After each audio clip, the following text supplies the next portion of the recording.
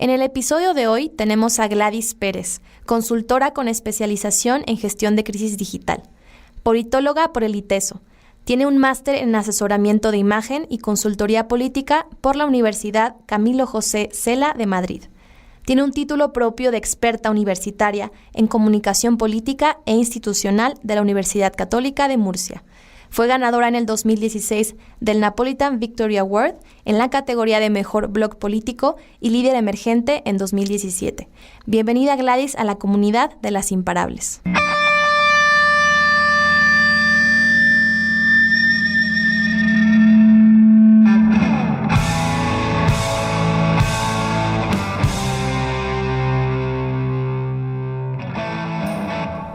Las Imparables, un espacio donde platicamos con mujeres inspiradoras para conocer todo lo que hay detrás de cada una de ellas, sus éxitos, sus fracasos, sus mayores aprendizajes y lo que las ha llevado a ser quienes son.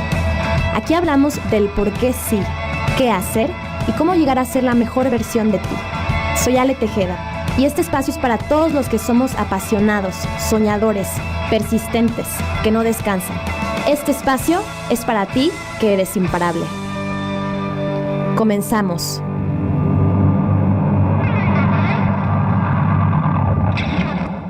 Hola a todas y todos, bienvenidos a este nuevo episodio de Las Imparables. Hoy tengo una invitada súper especial y sé que les va a encantar su tema porque es un tema que a lo mejor no vemos mucho o no sabemos mucho de él a fondo, pero lo vemos ahora sí que permeado en toda nuestra sociedad. Y bueno, les va a encantar esta plática que vamos a tener con Gladys. Gracias, Gladys, por estar aquí. Gracias a ti, Ale. Qué bueno que me invitaste y qué bueno que estés interesado por escuchar estos temas que no muy a menudo al común de la gente se interesa o les atrae, ¿no?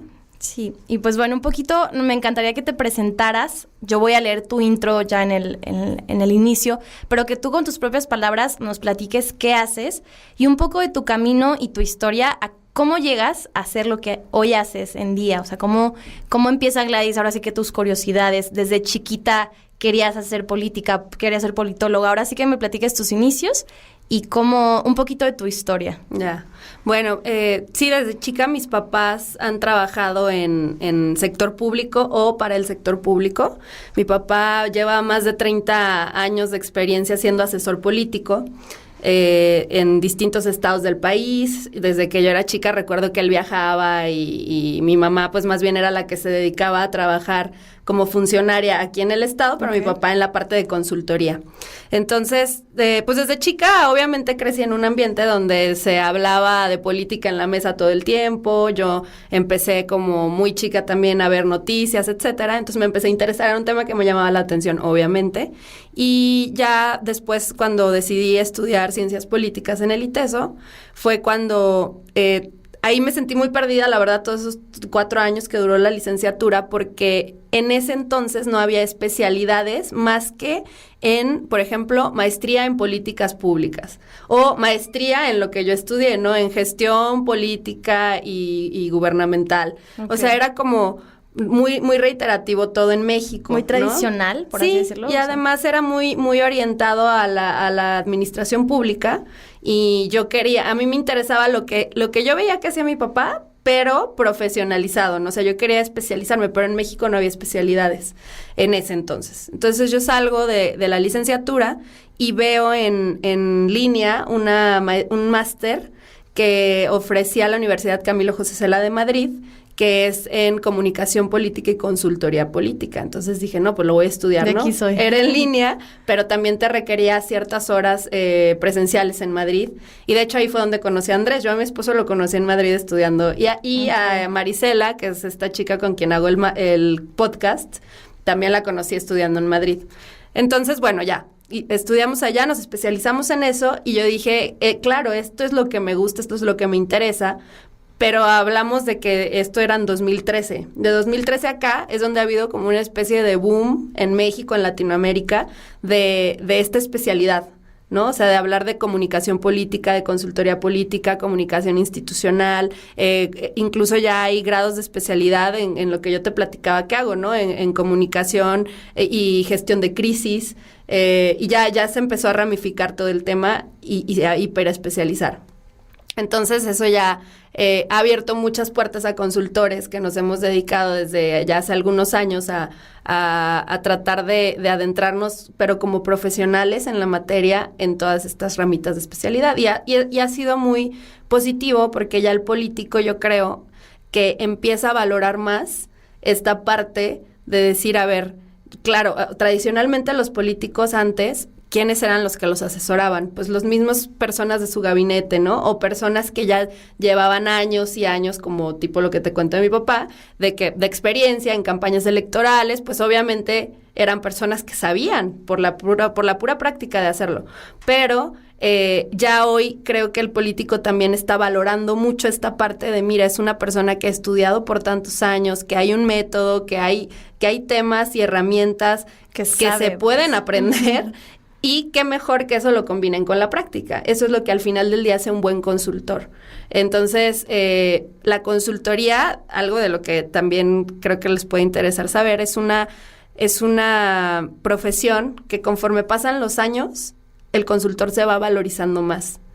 Contrario a lo que sucede en otras profesiones, ¿no? Cuando ya una persona es mayor, ya va tirándole a los 40, 50, digamos que tiende a desvalorizarse, ¿no? De decir, no, ya necesito a alguien nuevo, con ideas, ¿no? Exacto. Al contrario, la consultoría es alguien que conforme van pasando los años y va haciendo más, va adquiriendo experiencia, va adquiriendo más estudios, se empiezan a hacer como esta especie de vacas sagradas de la consultoría, ajá, ¿no? Como el que ya estuvo en 20, 30, 40 campañas electorales, el que ya sabe de todas, el que ya puso a tal presidente, el que ayudó a que este gobernador llegara, el que ayudó a que este presidente municipal ganara, que estuvo con tal independiente. O sea, empiezas a hacer toda una carrera y todo un background que empieza a sustentar, pues, tu marca como consultor. Claro.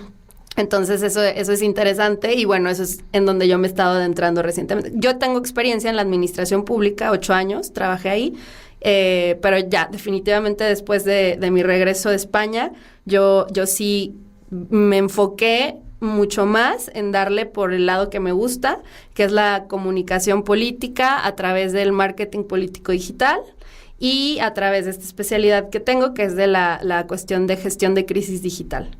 Entonces, eso es lo que hacemos mucho ahorita en mi agencia. Y cómo me abrí puertas en Jalisco, pues si hay todavía un poco de tiempo, pues yo me traje del modelo español. Yo tuve un profesor que hoy es profesor y muy buen amigo mío, que se llama Javier Peitivi, que creó una marca que se llama Beers and Politics. Entonces, sí, me tocó ir a un evento padrísimo. Entonces, él lo que hace con esta marca son tertulias, ¿no? Son tertulias, bueno, en España se conocen más como tertulias o conversaciones o charlas, un modelo conversacional que se hace en bares, donde allá se toman una cañita en un bar, acá lo mismo, una cerveza, y donde va algún experto en algún tema a hablarle a la gente y a poner el tema en la conversación, ¿no? Entonces, aquí el formato cambió mucho porque en España las tertulias se entiende que son mesitas de no más de 15, 20 personas donde todos pueden interactuar muy bien. Pero aquí el modelo como que rompió mucho, pues más bien pegó muy bien. Entonces, pues a mí de repente sí nos tocó en la experiencia de Beers and Politics unas 3 o 4 ocasiones los bares desbordados.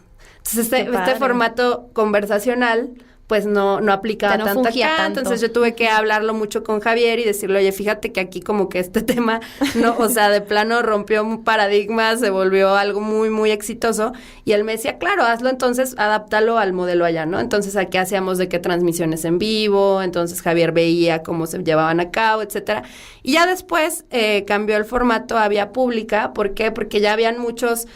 por lo mismo de los cambios de formato, de temas que abordábamos, de la gente que iba, de cómo se lleva a cabo una dinámica en México, ya se desapegaba mucho de los lineamientos de Beers and Politics. Entonces yo hablé con Javier y le dije, ¿sabes qué? Vamos a darle un cambio a la marca, vamos a tropicalizarlo totalmente porque esto ya es bien diferente. Y ya seguimos un rato más con vía pública, ahorita eso lo tenemos detenido, pero yo creo que Beers and Politics fue clave para Andrés y para mí, para la empresa, de abrirnos puertas, porque el ambiente político, no solo en México, en toda Latinoamérica, es muy hermético, es muy cerrado. Son círculos de gente que no permite que cualquiera entre a un war room, a una un equipo de campaña, etcétera. Entonces, sí fue muy benéfico porque ahí atrajimos la atención, al menos en Jalisco, de pues todos los partidos, ¿no? Porque invitamos a gente de todos los partidos, que al diputado federal, que al secretario de no sé dónde, que al líder de los jóvenes del partido tal y todo. Entonces empezamos como a abrirnos muchas puertas aquí en el estado, en ese sentido. Ya después, en la parte de la agencia, ahora la consultoría, como es esta profesión en boom, que ya habíamos dicho, Andrés lo que hace es acudir mucho a congresos y cumbres políticas, él como conferencista. Entonces esa es otra buena forma de nosotros darnos a conocer a través de Andrés, ¿no? De su marca que ya tiene muy posicionada como un consultor político digital en las cumbres. Entonces él va, por ejemplo, ahorita él precisamente mañana estará en la cumbre de Santo Domingo, Cumbre Iberoamericana de Comunicación Política en Santo Domingo. Entonces, ¿eso qué te trae? Pues bueno, obviamente tú vas a Santo Domingo, ¿quién va a las cumbres? Funcionarios, políticos, etcétera, a ver qué tipo de consultoría requieren para, no sé, si van a entrar a una campaña electoral o si ya son gobierno, que necesitan. Entonces ellos van ahí como eligiendo el tipo de consultor o de asesoramiento que requieren, y así es como otra forma de captar clientes, ¿no? Entonces, como que hemos hecho buen equipo porque mientras él hace eso, yo me quedo aquí, yo le trato de ver por otros medios, yo estoy así como que atendiendo mucho a la empresa, pero él hace la chamba del consultor, que es un viajadero, no tienes idea, de que hay veces que en 5 días puede estar en 6 o 7 países distintos. O sea, de verdad es estar viajando constantemente en esta lógica de hacer mercado y de abrir mercado. Claro. y de estar en contacto constante con los políticos, que además son un cliente pues muy específico, ¿no? O sea, como el decíamos, político un nicho. es un nicho, es un nicho muy, muy, muy particular, pero que recientemente en los últimos años se ha abierto más. Que ese es otro aspecto muy benéfico, porque antes de verdad era impensable que y no te hablo de antes, hace mucho, o sea, hace unos 15, 20 años en México era impensable que alguien trajera a un consultor extranjero o a un mismo consultor mexicano que no formara parte de un partido político o de un equipo de gente ya conocida entre ellos. Uh-huh. ¿Por qué? Porque pues es esta idea de que, o era la idea de la política como algo verdaderamente cerrado, exclusivo, entre amigos. Antes los medios de comunicación pues no, ni las redes tenían tanto auge y no se sabían muchas cosas de lo que se hacía en el fondo de detrás de una campaña. Hoy en día esto es muchísimo más visible, los consultores son muy conocidos, o sea, ya es algo que no es tan oculto, ¿no? Y no necesariamente oculto porque fuera malo, sino porque así se manejaba. O sea, era la forma en la que al político le gustaba manejar su asesoramiento, y hay políticos que hoy en día siguen, y es muy válido, prefiriendo perfiles muy bajos, o sea, gente de bajo perfil que tenga mucha experiencia y que les siga asesorando porque les ha funcionado, y eso también es válido, ¿no? Pero creo que también en cuestión de consultoría pues sí ha cambiado un poco el esquema y se ha ido adaptando a las nuevas formas de comunicación, a las nuevas canales que existen y todo. Y también el consultor se ha ido adaptando a eso, ¿no? También hacer de su trabajo una marca personal. Claro. Uh-huh. Y ahorita que hablas de esta parte política, obviamente una de las preguntas es ¿cómo es trabajar con políticos o moverse en la política? Porque a veces lo vemos como un tema como escabroso, la política, a veces un tema que no se habla, ¿no? Un tema incómodo, un tema que en una misma familia pueden diferir. Ustedes cuando trabajan con políticos, ¿cómo es, no? ¿Cómo es el entorno? Y otra, se me hace muy interesante el hecho, por ejemplo, no sé cómo se manejan las consultoras políticas, pero decir, oye, me llegó una oferta y quiere este político que lo asesore, pero ¿sabes qué? Estoy cero a favor de lo que hace o sé las ideas que traen. ¿Cómo una consultora balancea? Y creo que puede pasar en cualquier negocio, en cualquier chamba, ¿no? Que te dicen, oye, haz esto y tú sabes que es algo que va en contra de ti, pero lo tienes que hacer porque es chamba, ¿no? Uh-huh. Estaría padre que platicáramos esas dos cosas como para abrir la uh-huh. conversación a eso. Ok. Bueno, mira, en lo personal, ya hablándote y justo es un tema que abordamos en el podcast la semana pasada, creo que para una mujer joven la consultoría no es, o sea, puede ser un camino difícil. ¿Por qué? Porque, como yo te lo decía, se valoriza más al consultor que tiene más edad, ¿no? Porque tiene más experiencia, porque ya ha estado o se asume que ha estado en varias campañas, etcétera. Y el tema de género sigue siendo un tema no solo en esta profesión, yo creo en varias, que todavía sigue teniendo sus rezagos. La mujer sigue estando rezagada en muchos sentidos. ¿Qué he visto yo en la consultoría política y que la verdad me pesa todavía? Que yo veo que en muchos equipos donde hay consultores de distintos tipos, porque, a ver, la consultoría tiene varias especializaciones, ¿no? Está el consultor experto en discurso, luego está el consultor o la consultora experta en imagen, el consultor o la consultora experta en estrategia digital, así, ¿no? Entonces hay varios. Un candidato puede tener 2, 3, los que quiera, especializados en cada área. Entonces, yo que he visto en campañas electorales en Latinoamérica sigue predominando un equipo de hombres, ¿no? Y el hecho de que yo he visto que, por ejemplo, en la política esto ha cambiado un poco. En algunos, por ejemplo, no sé, te doy el ejemplo. Yo cuando hacía las tertulias, los Beers and Politics, yo me acuerdo que llegó a haber un candidato particular, independiente, que me dijo, oye, en esta mesa va a haber mujeres. Y le dije, sí, una.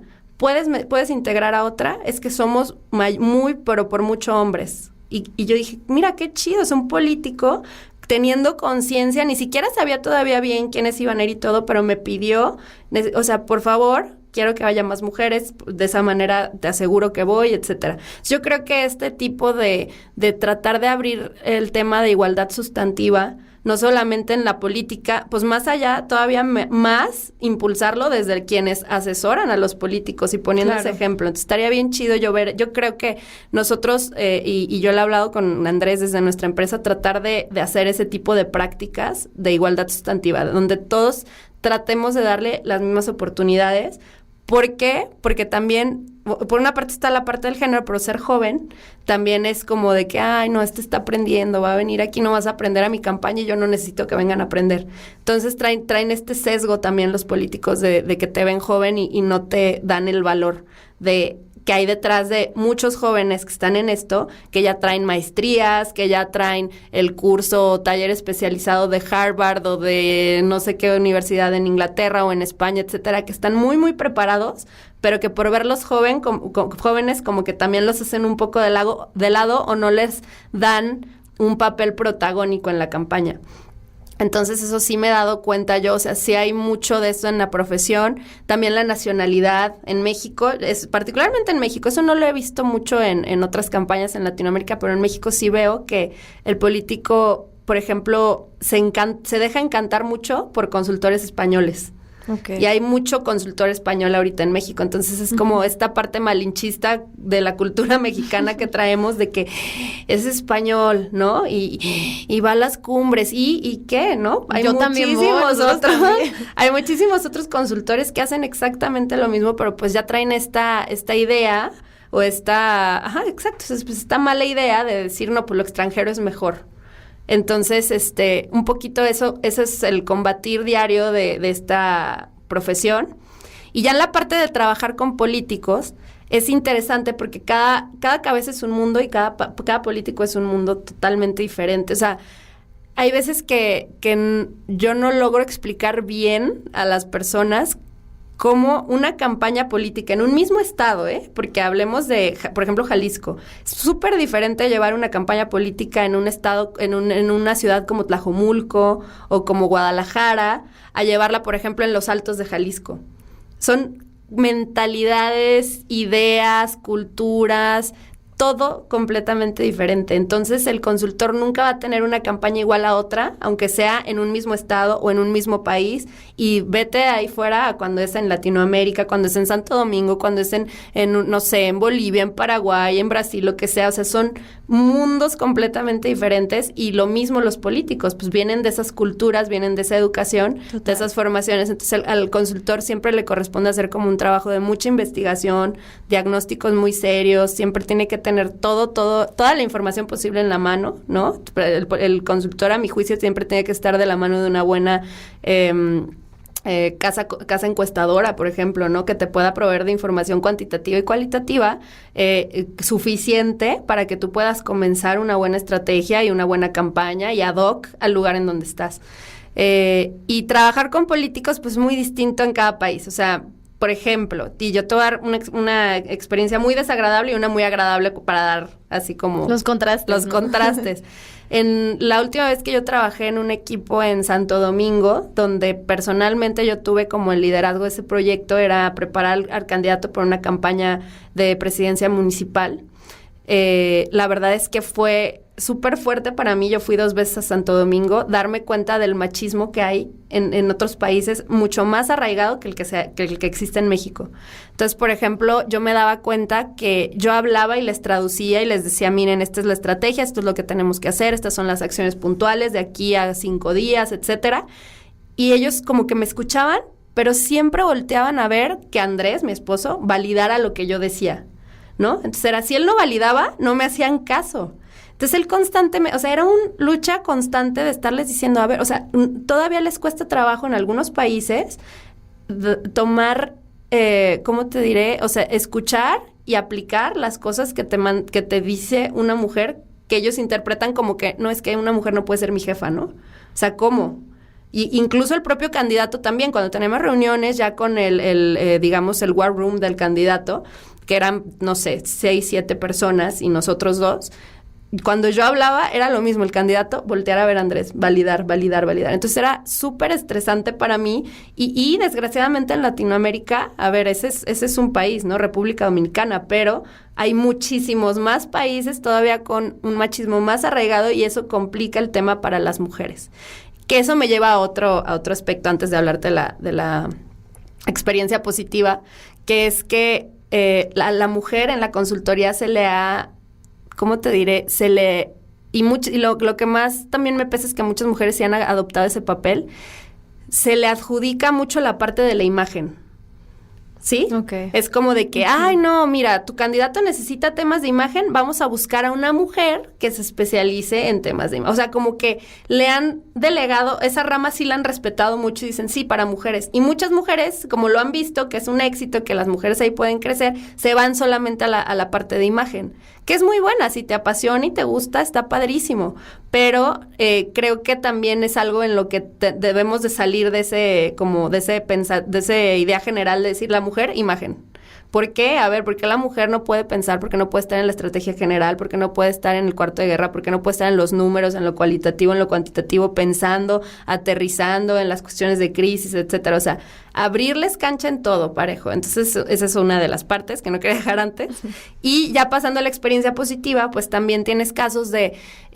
la experiencia de las más gratas que he tenido fue en 2018, aquí en Jalisco, a una candidata independiente que nos tocó asesorar, que el tema de ser mujer y mujer, pues te abre mucho camino, ¿no? O sea, creo que hay mayor receptividad de parte de la candidata, te escucha, cree que hasta cierto punto le entiendes, porque pues ella era madre, era empresaria, de repente una campaña puede ser muy, muy absorbente, luego ella era independiente, entonces los independientes en México por cuestiones de legales no tienen la misma cancha, empezando por el presupuesto, que un candidato que va por un partido político.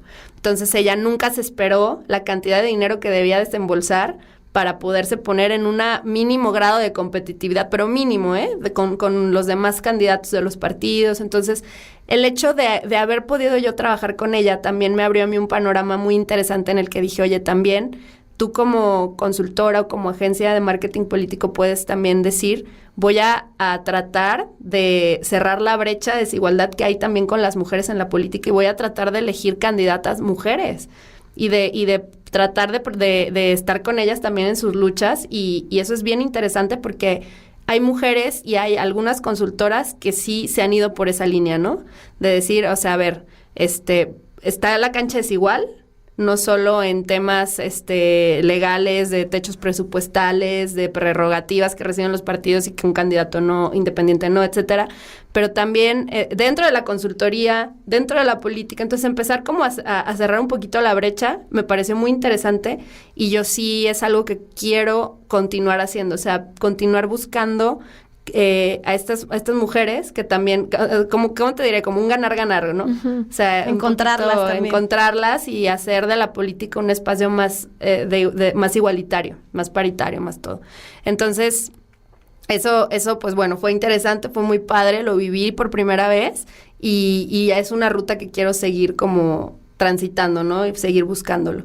Ahora, sí es difícil por la parte, sobre todo, pues, ética y moral. Por ejemplo, nosotros sí hemos tenido de repente desencuentros, o sea, Andrés y yo sí hemos tenido que decir, a ver, ¿qué tipo de cliente queremos? Una vez nos buscó un partido de España, o sea, de derecha, no, de ultraderecha, ¿no? Y yo, pues bueno, cada quien tiene sus propios ideales, y sus temas políticos, ¿no? Su Sus inclinación, personales, sus creencias, ¿no? todo. Pero, y Andrés, pues no comparte mucho las mías. Pero aún así tenemos que estar de acuerdo en el tipo de cliente que damos acceso a nuestra empresa, ¿no? Y que de quien compartimos información. Porque al final del día, ¿cuál es la chamba del consultor?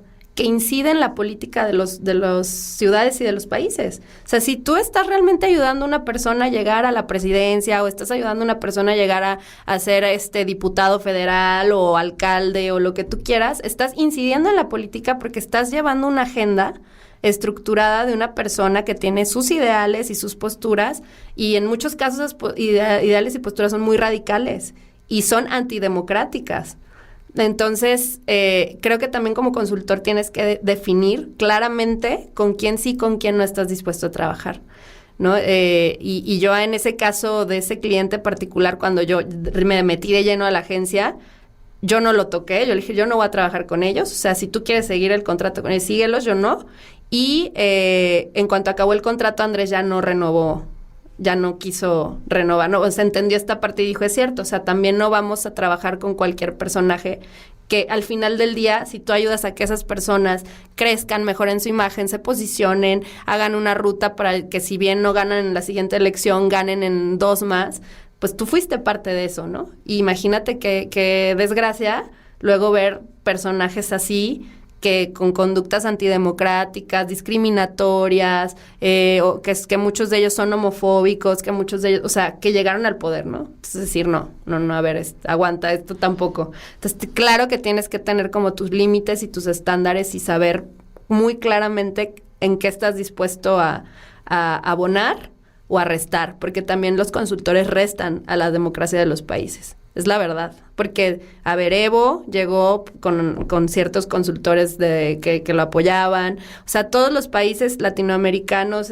cuate de Brasil, el presidente de Brasil, se me fue el nombre, Bolsonaro, Jair Bolsonaro, o sea, también tuvo un tema detrás de muchísima consultoría política y que, bueno, o sea, quién es hoy y qué ha hecho en Brasil, ¿no? Entonces, todo eso tiene sus implicaciones, y para eso hay un documental que también les puedo recomendar que se llama Our Brand is Crisis, que habla un poco de la experiencia precisamente, me parece que sí fue en Bolivia, de Evo, de cómo luego le preguntan a James Carville, que fue un consultor que lo ayudó hace muchísimos años a llegar la primera vez al poder, y que le preguntan a él a la cara y le dicen, ¿tú no te arrepientes de haber hecho llegar a Agoni fue un presidente anterior a Evo? Tú no te arrepientes porque hizo muchísimo daño a Bolivia. Bueno, ya lo verán si lo ven en el documental Our Brand is Crisis, y el cuate sí se queda pensando, ¿no? O sea, como que todo lo que James Carville es uno de los consultores más reconocidos, es americano y de los más reconocidos en el mundo, y sí lo ves como pues fue fuerte, ¿no? Fue una pregunta muy fuerte para él, y sí, como que no recuerdo la verdad la respuesta, yo me quedé más impactada por verlo así como debatirse mentalmente, pero creo que al final dijo que no se arrepentía y eso, pero tú ya en su lenguaje pues corporal se interpretaba totalmente lo contrario, ¿no? Se veía así como muy abatido. Entonces, pues sí, son también cuestiones que hay que cuidar bastante en la consultoría. Más éticos, y qué fuerte, porque cada trabajo, y sobre todo en en específico que comentas, es cierto. Ahora sí que si tú te ves de esta manera, tú, Gladys, Andrés, todo tu equipo tienen el poder de incidir en lo que pasa en ahora sí que con los candidatos que asesoran. Entonces, creo que a lo mejor en diferentes, lo podría migrar en diferentes profesiones, pero sí es tener bien en cuenta como si lo que haces va con tus valores y tú realmente quieres ser parte de lo que estás creando, porque si no, no tiene tanto sentido, ¿no? Cobra otro sentido. Sí. Y un poquito hablando sobre este tema, que creo que ya lo platicaste, el tema de la mujer, nada más como para retomarlo un poquito más en la política, ¿qué crees que hace falta, aparte de abrirnos brecha, las mujeres para incidir en diferentes ámbitos. Por ejemplo, Marisa, que vino el primer capítulo, platicaba que ella sentía que era más tema de creérnosla, como de nosotras mismas. Y tú, por ejemplo, en política, se me hace bien interesante porque, por ejemplo, Margarita fue muy criticada cuando estaba de candidata, que mucha gente decía, es que ni sabe pararse a hablar en público, y es que esto, y la veías al lado de hombres que a lo mejor estaban más preparados en su discurso, en su lenguaje corporal, y sí notabas, ¿no? Sí notabas una diferencia, a lo mejor cómo ella se cohibía, se sentía atacada. Realmente no sé qué tenga que incidir, pero tú, ¿cómo ves ese tema en cuestiones de la mujer, específicamente en la política? ¿Qué crees que nos hace falta para creérnosla, ¿no? En esta parte.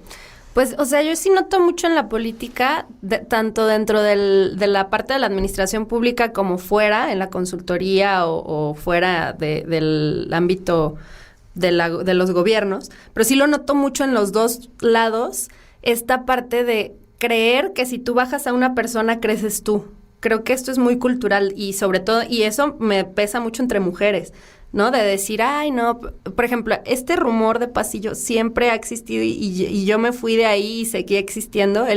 Ella llegó aquí porque se acuesta con el secretario, ¿no? O ella llegó aquí porque es una de las 4 novias que trae fulano. O sea, los méritos, restarlos por envidias, porque le dieron una mejor base o porque le dieron un mejor sueldo, o porque lo que tú quieras, pero que entre las mismas mujeres se traten de comer a sí mismas, ¿no? Y de desprestigiar o de restarle mérito a otra que lo está haciendo bien o que llegó a cierto cargo y que está chambeándole, pero detrás hay una serie de chismes, hay una serie de tratar de opacarla para las demás seguir brillando. Eso lo veo mucho y es pesado. Y también lo veo en la consultoría, ¿no? El decir de que, no, mira, los típicos chismes de, mira, ella dice que trabajó con fulano, pero yo estuve en esa campaña y no inventes, nada más llegó y la regó, hizo esto, el otro, y quemarse entre ellas. Creo que es muy negativo, no, o sea, el realmente ver el impacto que eso genera en todo el gremio, porque tú lo ves como, ay, probablemente estoy quemando a una, ¿no? Pero realmente los que se queman son ellas, es el gremio, es toda la profesionalización que está detrás de estas mujeres que pues están creciendo y están llegando a posiciones de tomas de decisiones, posiciones de poder, etcétera. Entonces eso pues bueno, resta muchísimo. Y por otro lado también creo que la mujer, o sea, en el tema de para que se la crea, o sea, creo que eso es muy personal, eso ya trae una carga como psicológica, muy personal. Yo lo que he visto en candidatas es que la parte precisamente de ayuda psicológica les ayuda. Hay veces que nosotros tendemos a frivolizar la imagen del político o la política. O sea, es como de que, ay, es político, es su chamba, tiene que estar en los medios todo el tiempo. Pero la parte humana la dejamos muy de lado. Están todo el tiempo en el escrutinio, pero la gente como que todo el tiempo es exigir, tiene que. Y tú como consultor no puedes obviar su parte emocional, humana, de padre, de madre, de hermano, de que si se le murió la abuela, de que si esto, que si el otro. O sea, siempre tienes que cuidar mucho esa parte, porque esa parte que tiene que ver todo con tu psicología, con tu persona, con tu individualidad, pesa mucho en el actuar y en el desarrollo de ti como político, claro, porque son 2 fases, ¿no? Uh-huh. Entonces, creo que si esa parte está cuidada, tú como político vas a poder brillar y vas a poder destacar y vas a poder estar con tu concentración y tu máximo esfuerzo al 100. Pero, ¿qué pasa en el caso de muchas mujeres? Por ejemplo, la parte de la mujer y ser madre y ser política sigue siendo hoy visto en gran medida como un impedimento. Como decir, no, ¿y quién te va a cuidar a los hijos? Y vas a sacrificar el tiempo con tus hijos, y vas a estar viajando, y vas a estar haciendo esto, y tus hijos. Entonces, esa presión emocional que se le mete mucho a la mujer, también la limita, ¿no? Entonces, no la deja como crecer, destacar, dedicarse al 100%, o sea, hay muchos todavía como pensamientos sociales que la siguen como deteniendo, estancando. Uh-huh. Entonces yo creo que lo primero que tiene que hacer una mujer que quiera dedicarse a la política o a la consultoría, porque en la política, bueno, una por lo menos puede vivir en su estado y sí, trabaja muchísimo y puede sacrificar muchas horas en familia, pero está ahí. Pero una consultora política, por ejemplo, Andrés y yo hemos hecho este equipo en donde él es el que viaja más y yo hago más base en la empresa. Pero hay consultoras que están forzadas a viajar y a hacer base en la empresa y estar viajando, ¿no?, todo el tiempo, y que tienen hijos y que tienen esposo y que tienen familia y que tienen todo. Entonces, yo creo que lo que primero te tienes que plantear es saber a qué estilo de vida te estás metiendo. Y si estás dispuesta a dar tu 100% en eso, o cómo es la mejor forma en la que tú puedas dividirte para no descuidar la parte que a ti te importa, pero también estar en eso. Y probablemente no sea la política, probablemente sea una asociación civil, ¿no? O probablemente sea, sí, la consultoría, pero desde otra ramita que me permita más estar en la casa. O sea, pero en la que tú estés consciente de lo que vas a entrar, el trabajo que requiere, las horas que requiere, los viajes que requiere, y si tú lo aceptas como un compromiso personal, bueno, padrísimo, entonces dedícate a eso. Pero luego yo sí he visto que muchas entran como en dilemas y les remuerde la conciencia, y es que mi familia, es que el otro, es que... Y sí, bueno, pues son, claro, ámbitos que no puedes desapegar, o sea, no puedes hacer de una persona a dos, ¿no? O sea, no está la política y la madre, o sea, es una misma persona, y para que esta persona esté bien y eso lo transmita y lo proyecte en su trabajo, en cómo habla, en cómo se expresa, en cómo da entrevistas, en todo, pues tiene que cuidarse también la parte personal. Y eso es bien interesante porque no muchos obvian eso, ¿no? O sea, como que no les interesa esa parte, solo la parte del político, el marketing, cómo lo voy a posicionar, cómo lo voy a hacer crecer, cómo esto, cómo el otro, y dejan al individuo pues relegado. Y luego tenemos políticos que cuando salen del poder tienen crisis existenciales porque ya no se acuerdan ni quiénes eran antes de... Y te hablo en serio yo no lo vi con mis propios ojos, pero me acaban de contar esta historia súper fuerte de alguien que salió en la administración pasada aquí en Jalisco y de verdad no se hallaba, o sea, en cama, deprimido, días y días y días, o sea, sin saber ni cómo relacionarse bien con la familia, porque es gente que luego no llega a la casa más que 2 horas, se baña y se vuelve a ir, ¿no? Y están viajando constantemente al interior del estado y están todo el tiempo trabajando, firmando, haciendo, deshaciendo, y de repente quítales todo eso y ya no se hallan, ya no encuentran, ya no saben ni quiénes son. Entonces sí, yo creo que también parte de la labor de un consultor, aunque no se especializa en eso, porque los consultores no son psicólogos, pero sí es también cuidar esta faceta del político, de decir, a ver, hay que cuidar a este cuate, ¿no? O a esta mujer, o sea, no hay que dejarlo también así como de que, porque también es de un consultor puede decirle, a ver, se murió mi abuelita, ¿no? Oye, pero es que mañana tienes tu discurso de quién sabe qué y van a estar los empresarios tal y tal. No puedes ir. Ven mañana, me he pasado. A ver, espérate, ¿qué es primero, no? O sea, también no puedes ser siempre tan frívolo, tampoco puedes ser siempre tan demandante con ellos. Y esa es otra parte interesante de la consultoría que se debe de tomar en cuenta y no se hace mucho. Okay. La verdad, no se toma muy en cuenta. Qué interesante, porque justo creo que igual lo migro a diferentes partes de tu vida, que antes de ser profesionista, antes de ser cualquier cosa, eres humano, ¿no? Y como tú a veces hasta tú mismo te olvidas de otras cosas, enfocada en trabajo, cuando eso repercute en tus demás áreas. No puedes estar bien, no puedes hablar bien, no puedes dar un discurso. O sea, me imagino tú como político, no puedes a lo mejor estar al 100 en eventos todo el día si aquí dentro traes otro rollo, ¿no? Se te murió la abuelita, se te murió cualquier persona y no estás ahora sí que bien parado, ¿no? Claro. Y hablando más o menos sobre esta línea, tú eres especialista en manejo de gestión de crisis digital.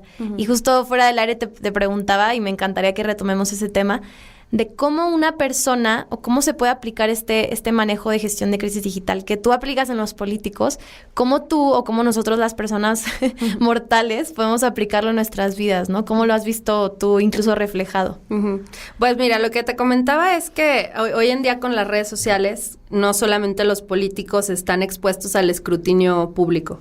O sea, son los políticos, es tú que tienes Instagram, yo que tengo Facebook, tu hermana que tiene Twitter. O sea, cualquier persona que esté hoy expuesta a que la vean en redes sociales, y no solo persona, marcas, empresas, etcétera, están expuestas a una crisis.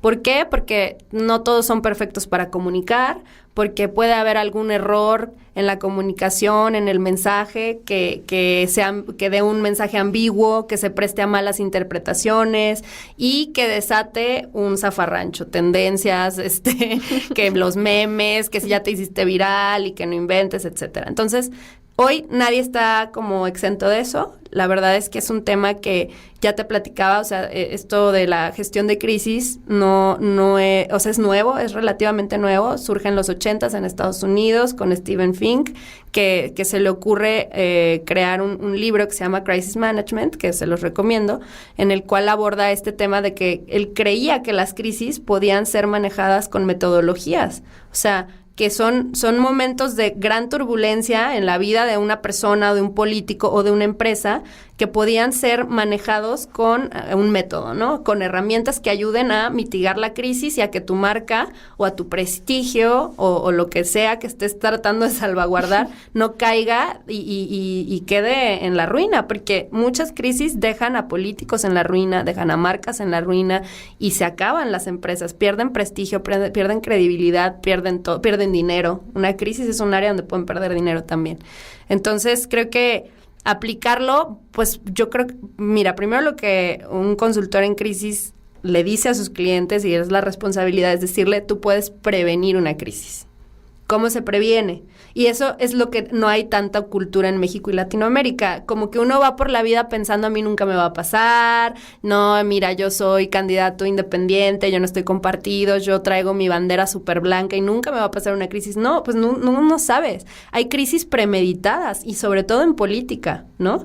Y cuando hay una desleal competencia entre marcas, una marca rival, o sea, a la tuya, puede crearte una crisis.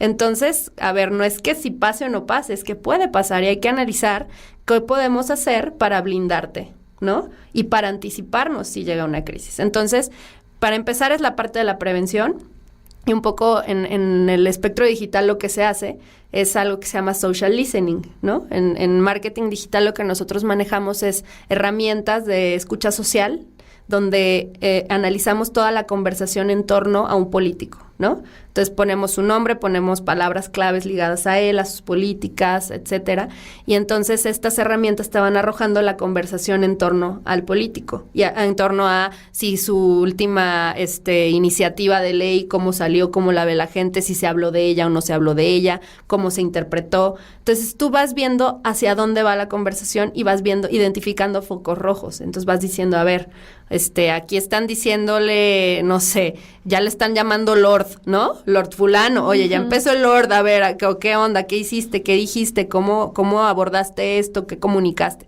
Entonces ya empezamos a ver estas banderitas rojas de qué evitar en la conversación o cómo mejorar o cambiar el mensaje del político para restar y apagar estos posibles conversaciones en contra de él, ¿no? Okay. O sea, y proteger su marca. También, pues, el blindaje político implica un diagnóstico profundo del político, ¿no? Su pasado, quién es él, qué ha hecho, su trayectoria política, con qué personas se rodea, porque todo eso al final puede generar una potencial crisis. Hoy, ¿a cuántos políticos no vemos que le sacan fotos de hace 10 años, de hace 5 años, que, oye, es que tú te tomaste la foto con Andrés Manuel y mira, ahorita andas no sé qué, o tú con el narco tal, o con fulano de tal y todo. Entonces, el blindaje político es proteger tu imagen de todas esas acciones del pasado que hoy en día tus adversarios pueden usar en tu contra.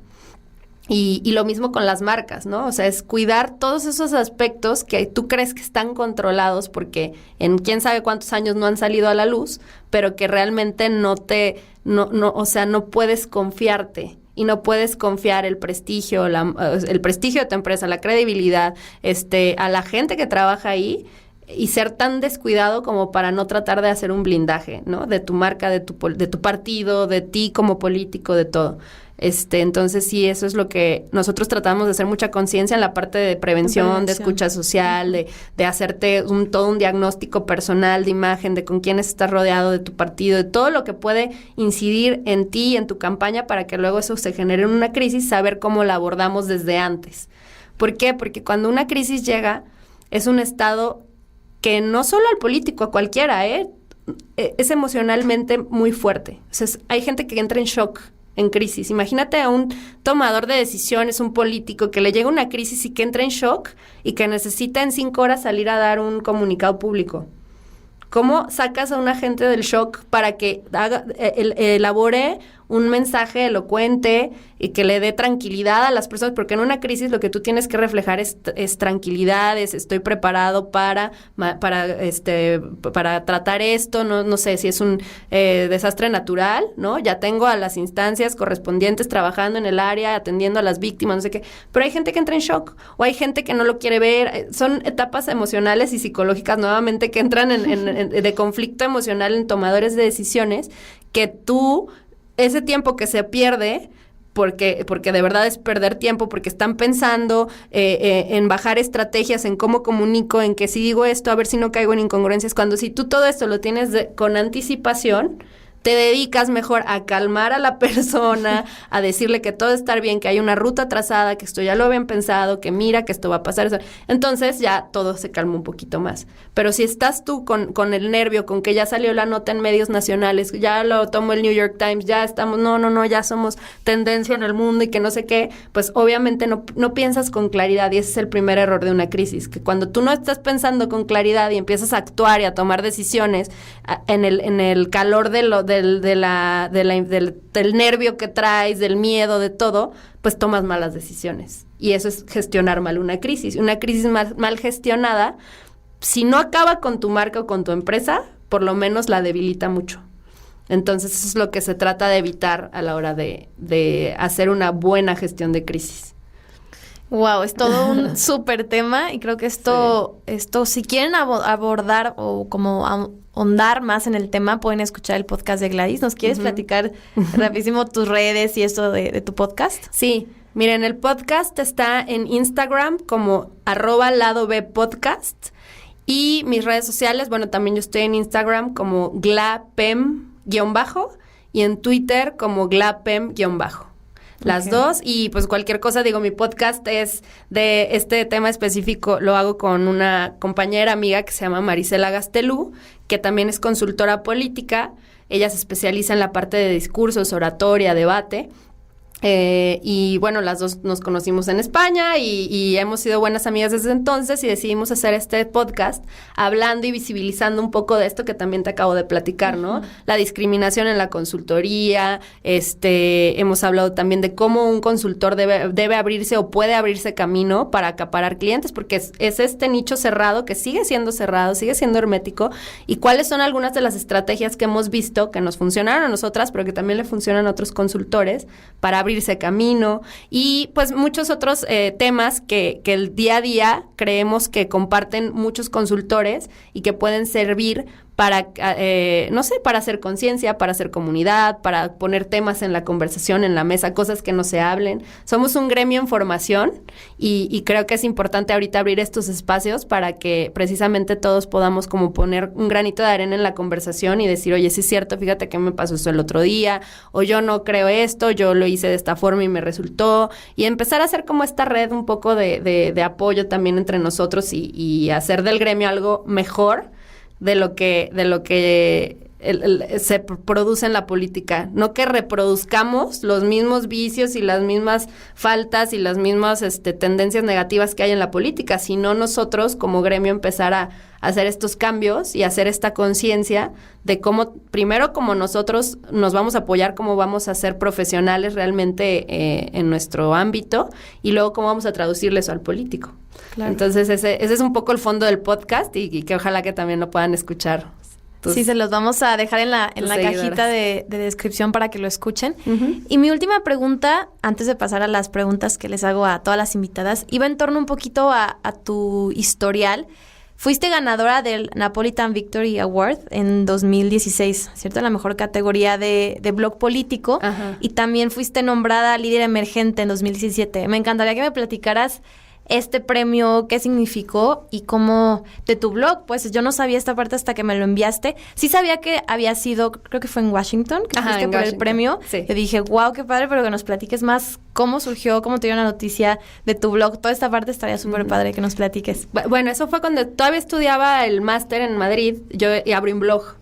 Y me dediqué como en ese entonces pues me llamaba mucho el tema de participación ciudadana, de cómo se involucra un ciudadano en política, que no está tan politizado, que no le interesa tanto. O sea, hablaba mucho de esos temas, ¿no? Y Y bueno, algunas reflexiones personales también de la ciencia política, de lo que había estudiado y etcétera. Entonces, regresando de Madrid, conozco a través de Andrés, me dice, oye, fíjate que hay unos premios que se llaman, en ese entonces se llamaban Victory Awards nada más. Uh-huh. Entonces, ¿y qué son? Reconocen en todas las categorías de la comunicación política y la consultoría las mejores campañas, las mejores piezas gráficas, que el mejor jingle, que el mejor no sé qué, el mejor libro de comunicación política del año. Y entonces hay miles de categorías, ¿no? Y una de ellas era blog. Entonces me dice, oye, voy a meter nuestros blogs. O sea, él metió los dos. Y entre otras campañas, él metió algunas que ya traía desarrolladas. Entonces, pues fue padrísimo porque esa categoría al final estaba tan reñida entre como 4 o 5 blogs que nos hicieron hacerlo a votación. Entonces era de que, bueno, recluten votos. Entonces ya empecé yo a ir al ITESO, me metí a los salones y por favor ayúdenme, miren, estoy en esto, no sé qué, porque entonces ya quedamos al final 2 blogs, que fuimos los ganadores de esa categoría. Pero ¿qué me dio eso a mí en lo personal? Que es lo más interesante. O sea, sí estuvo muy padre la experiencia. Son unos premios internacionales que se dan en materia de comunicación, consultoría política, se hacen en Washington, los entregan los WAPAs, que son los Washington Academy Political Science, no sé qué, pero bueno, se entregó en esa ocasión en la Universidad de Georgetown.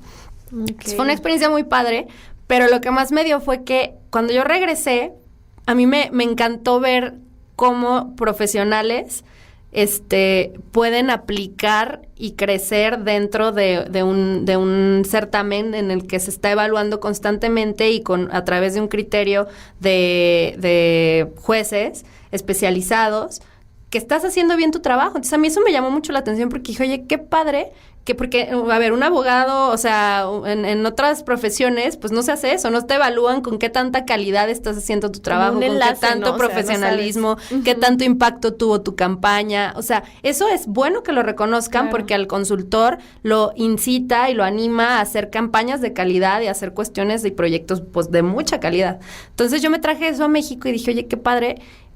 Y desde antes de irme, pues me llamó mucho la atención y yo lo mandé a un par de medios aquí en Jalisco, a la Informadoria Mural, y ellos tomaron mi nota. Entonces reprodujeron mi nota y dijeron, Tapatía gana premio en Washington de comunicación, no sé qué. Entonces me dieron muchísima visibilidad. Y yo a través de esa visibilidad pude hablar también de la importancia de profesionalizarse, de la carrera, de que el político busque consultores que sepan, que se eduquen, que se mantengan actualizados, etcétera. Entonces, eso a mí ya a nivel personal, a nivel marca personal también me abrió muchas puertas. Eso me dieron mucho los premios. Ya después, más bien los premios ya no los metíamos en cuanto a marca de Andrés o mía, sino como la empresa, ¿no? En algunas de las campañas que hemos trabajado ya hemos tenido otros premios, otros Napolitan Victory Awards, pero también la empresa tiene premio a la COP, tiene Reed Awards, que ya son varios, ¿no? Ya hay varias, pues distinciones y ya nos hemos como diversificado en esa parte, pero esos fueron los primeros que en cierta forma pues me dieron mucha visibilidad también aquí en esta parte, porque de verdad antes no se hablaba de un consultor como conocido. O sea, digo, en el ambiente político todo mundo identificaba quién asesoraba, que al gobernador o quién asesoraba al presidente municipal, se identificaba, pero así como que no sabías mucho del background de esa persona o más que si eres muy, muy politizado o trabajas ahí, pues te enteras y sabes y conoces, pero no como ahorita se están proyectando los consultores, como toda una marca personal, como todo un respaldo de trayectoria que se tienen que hacer, como esta nueva forma de ver el asesoramiento y de hacerlo de una alta calidad y de hacerlo de un alto impacto para beneficio de las democracias. Es algo muy padre que creo que está creciendo mucho y hoy en día, pues bueno, hay muchísimos consultores y consultoras de gran valía, la verdad. O sea, en cada uno en su rama de especialización hay muchísima gente de mucha calidad y también, por supuesto, los famosísimos vendehumos, ¿no? De que como en toda industria. En toda industria. Que bueno, eso pues no hay ninguna profesión que se salve. Uh-huh. Y desgraciadamente, pues, ¿qué hacen? Pues sí demeritan un poquito la labor de otros, pero ¿por qué? Porque pues no entregan trabajos de calidad, porque no saben, porque por ambición quieren acaparar un proyecto que les quede muy grande, no sé, y eso al final del día habla mal De todos los demás. De los demás, exacto. Pero bueno, yo me quedo con eso, con que desde tu labor, esto que dices, todo lo que te llevó el premio, sí, además del reconocimiento, porque va a ser padrísimo que reconozcan tu trabajo, pero creo que eso es algo muy importante, el hecho de que así lo siento yo que tú lo tomas, como, ok, fue mi premio, pero yo estoy abriendo y estoy exponiendo más a todos los que vienen atrás de mí, a mis colegas, a mis compañeros, para que tu profesión, no nada más tú como Gladys te veas beneficiada, sino tu profesión, porque a la larga eso también te beneficia a ti. Claro. Entonces, qué padre. Sí, súper padre, Gladys. Entonces, ya un poquito a temas, ahora sí que un poco más personales, les pregunto yo a las invitadas preguntillas, a ver si nos contestas todas. Yo creo que sí. ¿Qué es lo que te motiva a despertarte día a día? Lo que me motiva a despertarme, pues mira, yo creo que el hecho de lo que yo te platicaba es muy personal. Yo creo que el saber que lo que yo hago puede incidir para bien o para mal en la política, no solo de mi país, sino de otros lugares, me motiva mucho porque por fin veo, después de muchos años de haber trabajado en la administración pública, que realmente lo que hago y lo que me apasiona puede hacer cambios importantes.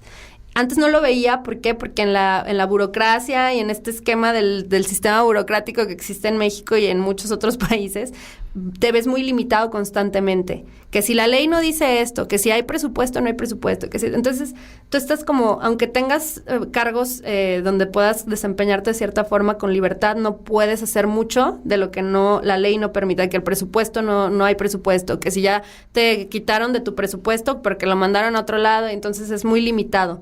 Y acá yo veo cómo en el marketing político digital puedes como innovar, explayarte, crear nuevas estrategias, estarte constantemente involucrando con el político y cambiando un mensaje y haciéndolo de valor.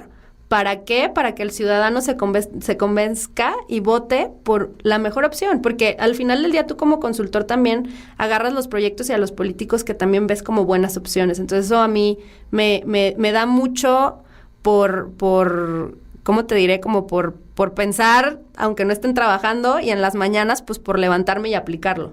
Como por decir, a ver, ayer pensé todo el día en esto, yo creo que esto, yo creo que lo otro, y entonces a la mañana siguiente, miren, vamos haciendo esto, vamos cambiando estas cosas, vamos Entonces, es un trabajo que a mí me ha permitido como innovar mucho, y me siento una persona que puedo usar mucha creatividad en temas donde además pues el político normalmente es receptivo porque estos son temas digitales, tienden a aceptar tomar un poco más riesgos, a ver su comunicación un poco más creativa, etcétera. Entonces creo que eso a mí me ha dado como mucho ánimo, mucha motivación para ir día a día a la oficina y estar como muy metida en los proyectos, no solo ahí, sino todo el día estarle dando vueltas y estar como motivada a hacer las cosas de la mejor manera. Súper bien. Uh-huh. ¿Cuál crees que ha sido el mayor éxito que has tenido hasta el día de hoy? Ya sea profesional, personal, el que sea, el mayor éxito. El mayor éxito, o sea, ya a nivel personal, yo creo que mi matrimonio. Ah. O sea, yo creo que, digo, los éxitos profesionales, pues los vas cosechando y cada vez vas... Porque, a ver, digo, hablando de éxitos profesionales, no te puedes adjudicar los éxitos del político, ¿no? O sea, si el político gana la campaña y luego, o sea... Tú ayudaste, sí, estuviste ahí, pero no son tus éxitos tampoco personales. Yo creo que, pues, éxitos personales son temas como el hecho de que ya compré mis oficinas, ¿no? Ya estamos, o sea, son esos pasitos que vas dando como con tu esposo y todo, o ya tenemos 15 empleados y qué padre, ya estamos creciendo la empresa y vamos en números bien, ¿no? Ahorita estamos muy estables, el siguiente mes se viene fuerte. Para mí esos son los éxitos, realmente, ir creciendo tu proyecto en conjunto, pero para mí más mi matrimonio, porque creo que el hecho de poder trabajar con él y además vernos en la oficina, vernos en la casa, estar como todo el tiempo juntos, no creo que sea manejable para cualquier persona y creo que con sus altas y bajas, porque no ha sido así maravilloso, lo hemos podido sacar adelante. Entonces eso se me hace de muchísimo valor y para mí es un éxito personal muy importante. Porque creo que cualquier otra persona que no tuviera como un criterio o una paciencia un poquito más desarrollada, lo hubiera dejado así, ¿sabes? Así de que no, me rindo, ya, hay que trabajar separados, esto está de flojera, no nos ponemos de acuerdo, bye, ¿no? Y para mí, que el matrimonio se consolide y que eso se pueda llevar adelante, pues ha sido muy importante y yo lo considero como uno de los mayores éxitos personales que he tenido. Y sí, porque la mayoría de las, bueno, no la mayoría, pero sí varias invitadas me han dicho, sobre todo Trini, ¿no? Que tiene una empresa familiar, que decía que es muy complicado y hablaba de cómo ella le ha batallado y obviamente cada quien tiene sus experiencias diferentes, ¿no? Pero sí creo que es un éxito porque separar, incluso yo con mi mejor amiga, ¿no? Que tenemos esta parte, es difícil pues hacer esa separación. Entonces claro que es un éxito y gracias por compartirnos. Y por el otro lado, ¿cuál crees que haya sido tu mayor fracaso o aprendizaje? Mayor fracaso o aprendizaje. ¿Ya profesionalmente? El que tú quieras compartir. Ok. A ver, pues mayor fracaso, probablemente profesionalmente, yo creo que mi mayor fracaso fue hace 3 años en los que decidí. Yo entré en una zona de confort muy importante cuando trabajé en la función pública. Yo tenía un buen puesto, tenía un buen sueldo y pues obviamente, digo, es muy conocido, todos los funcionarios públicos, todos los funcionarios tienen acceso a pensiones y a ciertas prestaciones laborales muy buenas, ¿no? Muchas vacaciones, el mejor acceso a créditos hipotecarios, a mediano y corto plazo. Entonces yo estaba cómoda, muy cómoda. Entonces yo creo que me quedé demasiado tiempo ahí. Yo creo que ha sido como, no me lograba animar a salirme y a aventarme por mi cuenta. Y yo hoy lo veo como, ¿qué hubiera pasado y qué hubiera sido si ese paso que di en el 2017, 18, no lo hubiera dado antes, ¿no? O sea, claro que todo pasa por algo, yo entiendo, y no me arrepiento, pero sí creo que mi experiencia me gustaría que pues a alguna le sirviera como para decir, oye, pues sí, pensar, ¿no? Estoy en una zona de confort y realmente quiero hacer esto toda mi vida, y si la respuesta es no, pues salir de ahí lo antes posible, porque mientras más tiempo estés ahí, más cómodo es, más te haces a la idea de que no, es que es lo mejor y mira, estoy bien, no sé qué. Y al final del día, si tú no tienes 1 o 2 personas como las que a mí me dieron el impulso de decir, no, ¿qué haces? Salte de ahí, no estás haciendo lo que te gusta. ¿Para qué estudiaste lo que estudiaste si nada más estás haciendo otro tema muy distinto, ¿no? O sea, ¿para qué te profesionalizaste? ¿Para qué tanto tiempo y dinero invertido si no estás en eso? Entonces, yo sí tuve esas voces que me ayudaron a salir y fue muy difícil para mí haber decidido quedarme 3 años más. Y fue muy difícil para mí también salirme, porque fue así de que, no, la estoy regando y tengo un crédito ahorita. Y fue de que un conflicto interno muy fuerte por esta comodidad que me jalaba, claro. Pero que al final del día, o sea, sí fue como... Fue mucho tiempo el que pasé ahí, pero al final del día hoy sí doy gracias a Dios y a la vida y a todo, de que dije, qué bueno, porque ahora estoy realmente disfrutando lo que hago, porque allá estaba encasillada en algo que realmente entendía, me desempeñaba bien, pero no era lo que me apasionaba, no era para lo que me había preparado y no era lo que verdaderamente me hacía despertarme en las mañanas y decir, oye, no manches, qué fregón, ya voy a mi oficina. O sea, nada que ver. Nada que ver. Entonces sí creo que fue una etapa un poco, pues sí, una mala etapa en la vida que gracias a Dios pues pude dejar atrás, ¿no? O sea, ajá. Súper bien. ¿Algún libro, película o documental favorito que nos recomiendes? Ay, documental, hay uno buenísimo ahorita en Netflix que precisamente habla de lo de Cambridge Analytica. Híjole, déjame meterme rapidísimo a Twitter porque lo acabo de recomendar en Twitter y sí vale la pena que lo vean todas, está súper bueno. ¿Es el de Nada es privado? Nada es privado. Sí. Está excelente, Yo véanlo. también lo vi hace una semana y quedé impactada. Sí, está excelente. Bueno, en inglés se llama The Great Hack. Okay, pero en español es Nada es privado. Y te habla de este tema de la experiencia de Cambridge Analytica, buenísimo, ¿no? Está espectacular. Ya en temas, mira, fíjate, bueno, políticos, pues bueno, de libros les puedo recomendar varios, pero no sé qué tipo de audiencia tengas. Uh-huh. En mi tema particular de gestión de crisis, pues el de Stephen Fink, que es el clásico tradicional. ¿Que se llama? ¿De política específicamente o cualquier tipo de crisis? Crisis Management, pero se enfoca en política. Okay.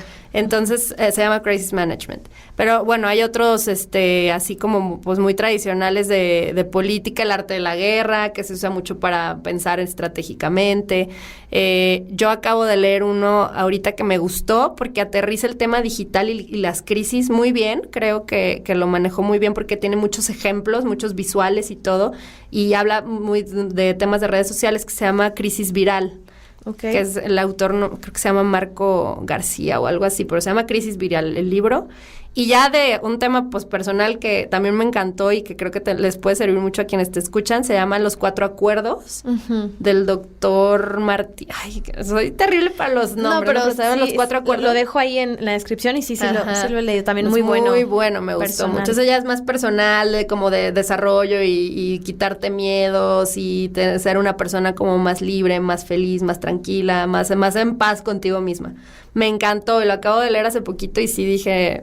Lo vale la pena. Ya no te traje algún libro para regalar porque la verdad se me fue totalmente el rollo, pero te la debo y ya luego en otra ocasión tú se lo regalas a quien... Perfectísimo. Sí, a quien gane la dinámica. Va que va. ¿Alguna frase favorita que tengas? Frase. Me gusta... La acción sin estrategia es pura ocurrencia. Es una frase de nuestra empresa. Como eslogan, casi. Como un eslogan. La acción sin estrategia es pura ocurrencia. Okay. En política. En política. Eso es muy bien importante. La acción sin estrategia es pura ocurrencia. Me encanta. Y por último, un consejo, ya sea personal, profesional, el que sea. Ahora sí que el más poderoso que tengas para toda la comunidad de las imparables. Un consejo. Bueno, primero que nada, yo creo que entender el éxito no desde una perspectiva de puros triunfos y puros logros y puros reconocimientos, sino como una lucha constante por sacar adelante lo que tú quieres y esperas de tu profesión o de tu vida o de tu trayectoria.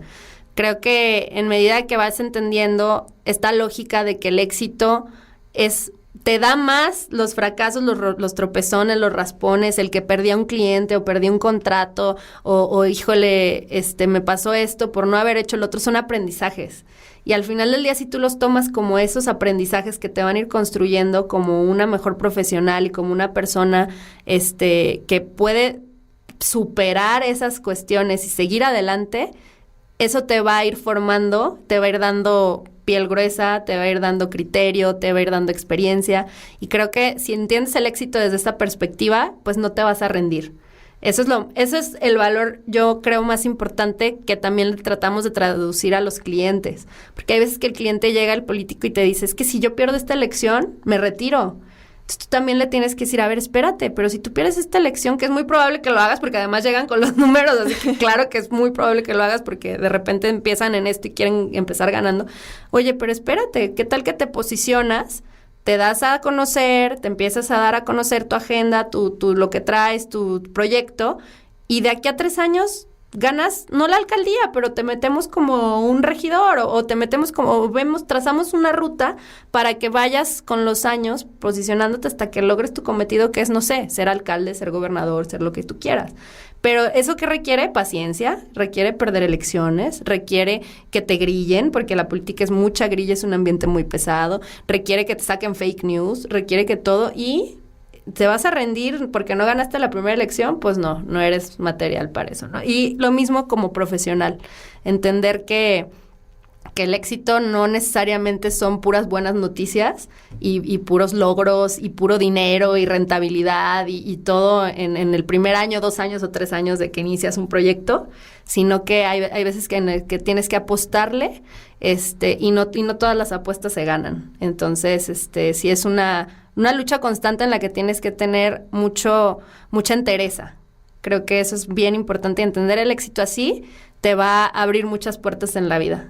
Ese es como el consejo que yo quisiera dejarle a quienes nos escuchan. Especialmente si son jóvenes, si son estudiantes, etcétera, pues que sepan que el panorama no es sencillo, pero verlo desde esta óptica te puede ayudar a pasar muchos obstáculos. Ok. No, totalmente me quedo con eso, con todo lo que platicamos. Creo que fue una plática súper interesante, sobre todo porque es un tema diferente, o al menos yo no he escuchado mucho. Bueno, vamos a poner tu podcast para que la gente lo conozca más, pero en sí el tema de política y cómo a lo mejor se relaciona, cómo somos humanos, toda esta parte de gestión de crisis, todo se me hizo algo súper padre, así que gracias, Gladys, por estar aquí. Les voy a dejar todas tus redes y todo esto para que lo escuchen, y de nuevo gracias. Muchas gracias a ti, Ale, y gracias a todos los que nos escucharon. Nos vemos el próximo lunes. Bye.